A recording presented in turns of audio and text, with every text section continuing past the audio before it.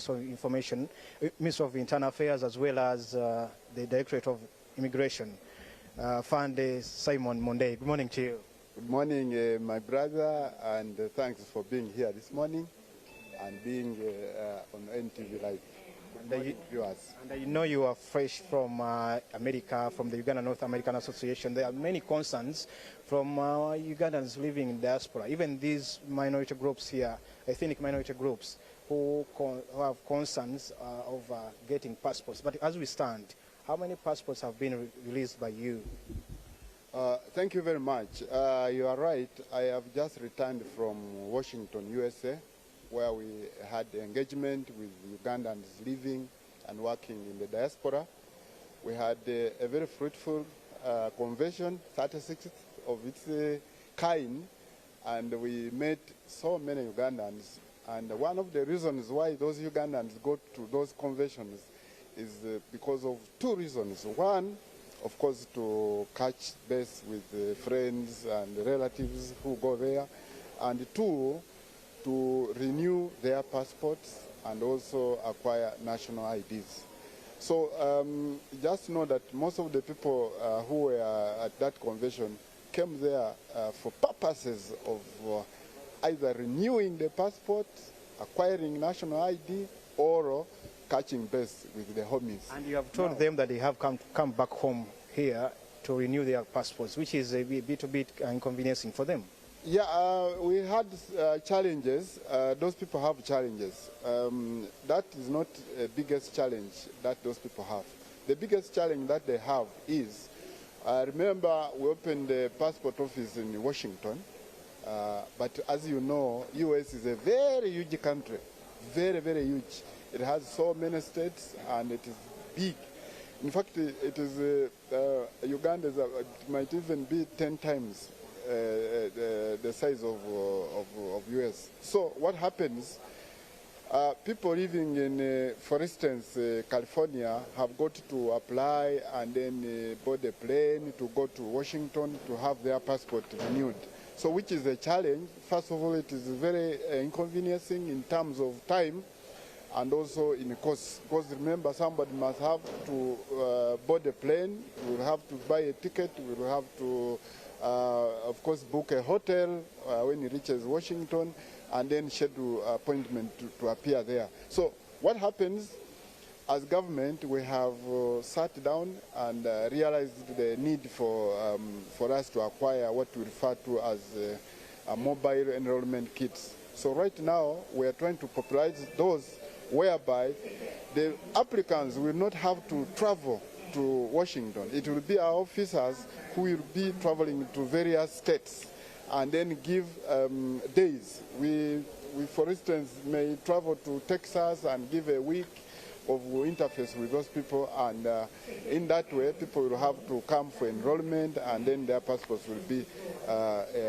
renewed. You asked me about statistics. We have we started issuing electronic passports way back on 8th December 2018 when we issued the first passport. As of now, today as I talk, these are the statistics of the passports we have issued.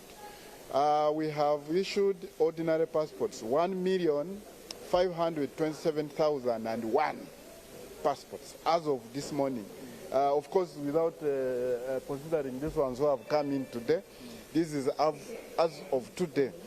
Then we have issued diplomatic passports totaling 3,024, not including the one I'm seeing on social media. From Rugwira Katatunga. It's not part of this passport.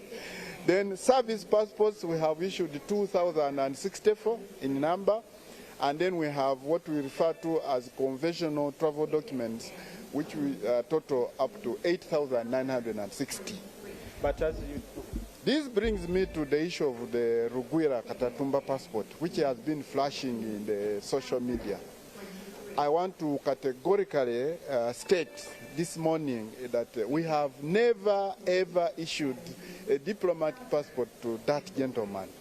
What is in our system is an ordinary passport that we issued on 16th October 2021 to him and that passport expires on 15th October 2031. That's urgent. Yeah, it should be a passport from Nasa Road Passport Office, not the Ministry of Internal Affairs. So this passport which we issued here is ordinary.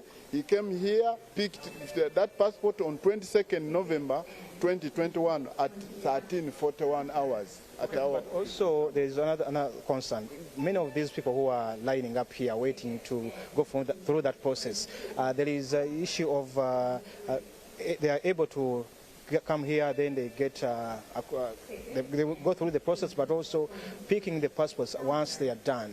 You know, the latest I saw was 50,000 of them still in your hands. What causes this? Because there are even other groups like ethnic minorities who say that they're going through a lot before they acquire these passports. It is true. We have had challenges with people applying and processing and picking their passports. We have passports totaling about 50,000 in our stores. Of course, people come, they pay for these passports. As you can see, they make time to come here and process these passports. We also do these passports. We produce these passports, but in the end, people don't come to pick them. So what causes that? Because some of them are complaining. Like last Thursday I was with a group of ethnic minorities saying that they are having a lot of challenges going through this process. Some of them are even denied when they are actually Ugandans. And then after applying for them, then they don't pick them. What is it on your side or on their side? Once a person applies for a passport and the passport is processed and made ready, we do not ask questions about ethnicity, about citizenship and stuff like that. That one is a done deal. The problem is with the applicants. Now, the issue of the ethnic groups that are laying claim on being disturbed here is different. These are people who have had issues majorly because of lack of documentation. These are people who don't keep their documents to show that they are Ugandans. Because for you to prove that you are Ugandan, you have got to tell us who is your father, who is your mother, who is your grandfather, and stuff like that. So if you do not keep this documentation, we are not gods to know that this person is a Ugandan. So, but with these ones who have processed their passports and passports made ready are not a problem. The problem is with them. We do not know why they don't come to pick their passports. All right. Fanny Simon, I know you have to go to Naguru to give the nation an update, but as we wind up, your final word to the viewers of Morning Attentive. Thank you very much. My final word is I would like to call upon Ugandans who are ready to apply for their passports to do it and not to use third parties. Because we have brokers surrounding the ministry, brokers on Nasa Road, brokers on everywhere in Kampala. But you do not need a broker for you to come here to apply for a passport. The process is as easy as it is. You can see numbers are being called. You don't have to